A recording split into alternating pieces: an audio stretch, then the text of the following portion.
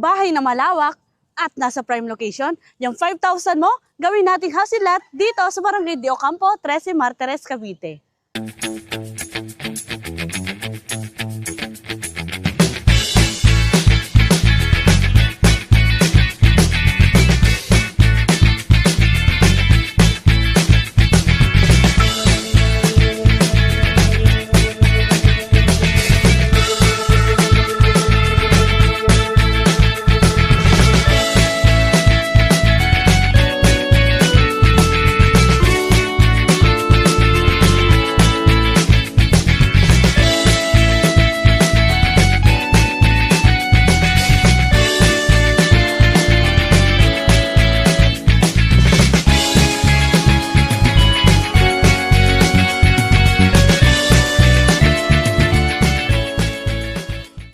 Hi, it's me Antoinette, your property specialist. And for today's video, ang i-feature natin is itong 2-story townhouse na expanded at malapit sa SM13. So tara mga kabahay, sabay-sabay natin i-feature ang 2-story townhouse na ito. So tara! So andito tayo mga kabahay para i-feature itong expanded townhouse na may malaking parking space. So tara mga kabahay, sabay-sabay natin itong i-full tour. So ito nga po pala ang De Ocampo project. May lot area ito na 44 square meter and 58 square meter. Meron tayo ditong 5 meters na parking space, kasya po ang isang sasakyan. Pwede po tayo dito mag-business kung ano po yung gusto nyo po dito sa ating parking space po. Dito po sa ating ceiling is naka-steel deck na po siya. Pwede nyo po siyang pinturahan or lagyan po siya ng ceiling po natin. So tara, dito po tayo sa loob. So dito po sa ating main door, steel service door po siya, kaya talagang matibay po siya. So welcome po dito sa actual turnover po natin dito sa De Ocampo project po natin. So basic or bare finish turnover po ito. May provision po ito for living, dining, kitchen area, may service area, may 2 toilet and bath at may provision for 2 to 3 bedrooms po. Kung napansin nyo, ang walls po natin is plain cement lang po siya. Same with the floor po natin. Yung ating window po is naka-owning window po tayo dito. And naka-ready na po yung ating mga outlets po dito para po sa ating mga outlets. And also yung ating ceiling po natin, yan po yung itsura. Naka-steel deck na po siya. Pwede nyo po siyang paggawa ng ceiling or kaya penturahan po. Kung napapansin nyo po, matibay po ang pagkakagawa ng bahay po natin dito. Makapal po yung poste po natin. And matibay po talaga yung mga materials na ginamit dito mga kabahay. So proceed tayo dito sa ating kitchen area.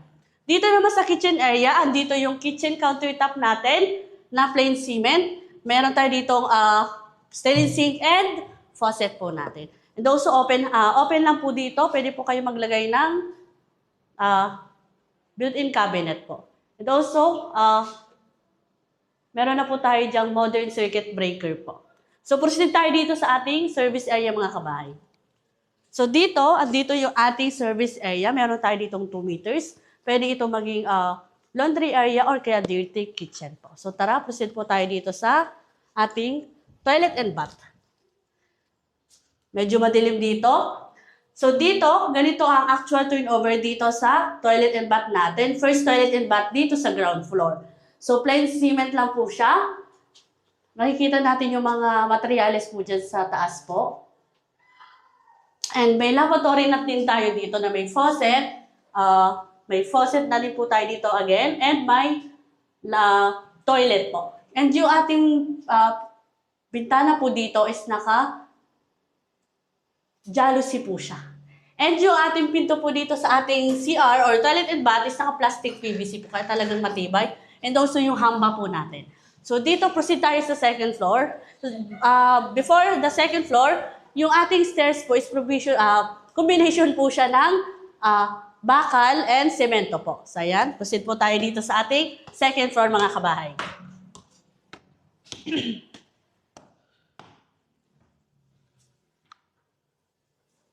So welcome dito sa ating second floor. Same lang po siya ng ground floor. Naka-plain cement lang po yung ating walls. Yung floor po natin walang tiles. And provision po ito for 2 to 3 bedrooms. Yan po, naka-ready na po yung mga outlets po natin. Pakita nyo po yung ating ceiling. Napakataas po ng ceiling po natin. Makikita po natin dyan kung ano po yung mga materials na ginamit. nakabang na po yung mga electrical wires natin para sa mga bedrooms po natin. So tara, dito po tayo sa second toilet and bath dito sa De Ocampo po.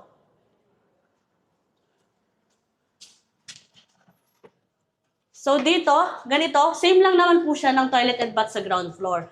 Same lang po, may toilet, lavatory, may bintana, may plastic PVC na pinto, and may faucet po tayo. So ayan, ang kulang na lang dito mga kabahay is tiles, pintura, and partition. So ayun mga kabahay, next natin puntahan is yung dress-up unit para may idea kayo kung ano magiging itsura kapag nabihisan itong bare finish na De Ocampo project po. So tara, papakita ko sa inyo yung model ng 2 bedrooms po natin. So tara kabahay.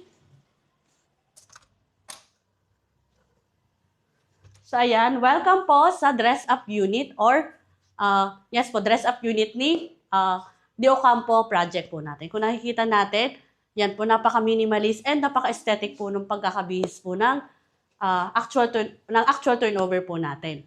Nakikita nyo, andyan po yung living area po natin. Yung walls po natin, naglagay siya ng mga shelves, lagayan ng mga gamit. Perfect to sa mga Gen Z po natin dyan. Naglagay siya ng wallpaper. And andito po yung ating dining area. Kasya po dito ang 6-seater po natin. And also, dito sa ilalim ng hagdanan, naglagay po siya ng mga gamit. Dito po, pwede po tayo maglagay dito ng storage po, lagay ng maging pantry or kaya lagay ng TV console po. Yan po. So tara, dito po tayo sa kitchen area po natin. Dito sa kitchen area naman po natin, same lang, pero ang pagkakaiba lang po dito is nilagyan lang siya ng tiles. And naglagay lang po siya ng mga gamit. And dito po, naglagay po siya dito sa ilalim ng cabinet. Lagayan ng mga appliances, gasol, or mga gamit po. So tara, dito tayo sa service area. Sa service area, same lang po siya. Level sold lang po siya.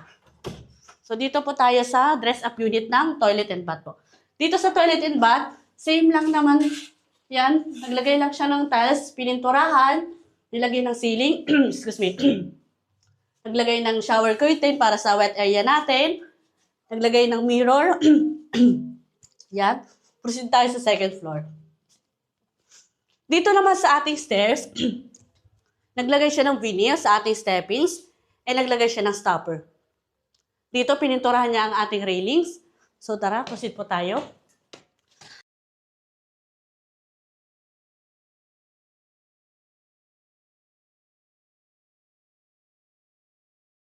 Dito tayo sa first bedroom natin. O di ba mga kabahay, napakalawak dito sa first bedroom natin. Ito pong idea na to is for 2 bedrooms po. Yung next po nating dress-up unit, yun na po yung 3 bedrooms po natin. So ito po yung first bedroom po natin.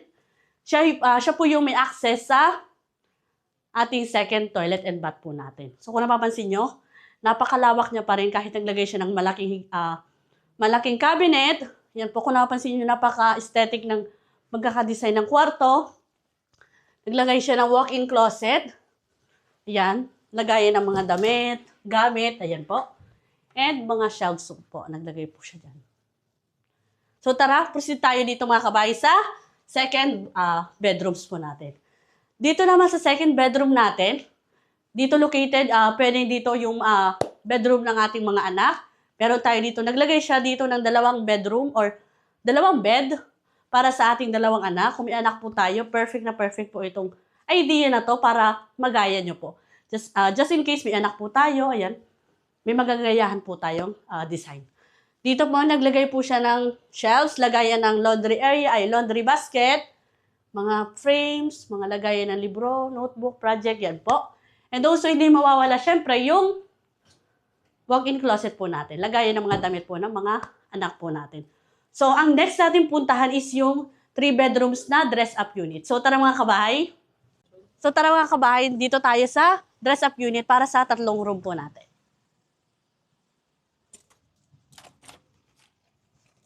Yan. Welcome po sa ating second dress-up unit dito sa ating 3 bedrooms na partition po natin. So, ayan, kung nakikita nyo, andyan yung living area natin. Dining area, kasyang 6-seater po natin. Ito po yung ating kitchen countertop, same lang naman po siya nung kabila. Ayan, sa service area, nilagyan lang po siya ng fence and tiles po. Yan, pwede po siya maging laundry area or kaya extension ng dirty kitchen po.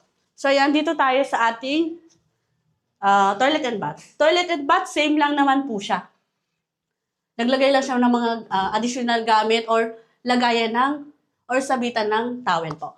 So tara, dun tayo sa ating main event, which is the 3 bedrooms po. So tara.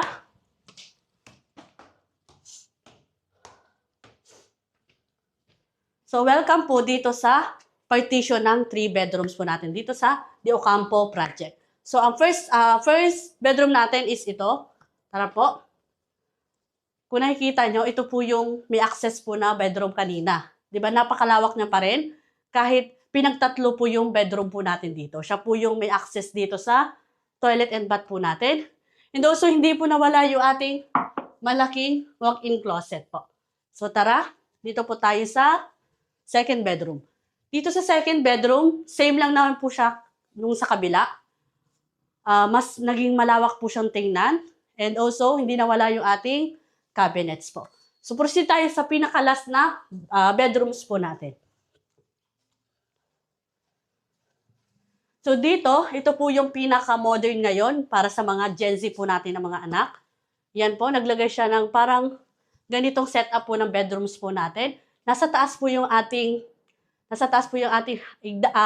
higaan and meron po tayo dito space para po sa pwede maging working space or sampayan. Yan po. So ayan, ganito ang itsura ng dress-up unit. Nilagyan lang siya ng pintura, naglagay ng vinyl, and ng ceiling po. Naglagay siya ng mga pin lights. Ganyan po yung magiging itsura ng De Ocampo project na actual turnover kapag nabihisa na po. So ngayon, pag-usapan naman natin yung presyo niya ngayong 2026. So tara mga kabahay, samahan niyo akong pag-usapan natin to. So yun mga kabahay, nakita niyo na ang itsura ng actual and dress-up unit dito sa De Ocampo project. Ngayon naman, pag-usapan natin yung presyo niya ngayon. So sample computation, ipa-flash ko dito sa ating screen. Naka-indicate na dyan mula TCP hanggang required income po natin. So yun mga kabahay, quick recap lang tayo mga kabahay. So ito ang ating expanded townhouse dito sa De Ocampo project or Barangay De Ocampo, 13 Martires, Cavite. May lot area po ito na 44 square meter and 58 square meter na floor area po. Provision po ito for living, dining, kitchen area, may 1 carport, may isang service area, may 2 toilet and bath at provision for 2 to 3 bedrooms po. So malalapit po ito sa mga major establishments like schools, hospitals, malls, wet and dry market, and also mas malapit po pala ito sa SM 13. So yung mga kabahay, kung interested ka or naghahanap ka ng affordable rent to own around Cavite, you can message me on my number and social media accounts na ilalagay ko dito sa baba. So ayun mga kabahay, thank you sa pagsama dito sa ating full tour. So ayan, kung bago kayo dito sa akin channel, don't forget to like, share, and subscribe para updated kayo sa susunod na house tour kagaya nito. Once again, it's me Antoinette, your property specialist, and together with my team, Kabahay Rent to Own, see you future homeowners. Bye-bye!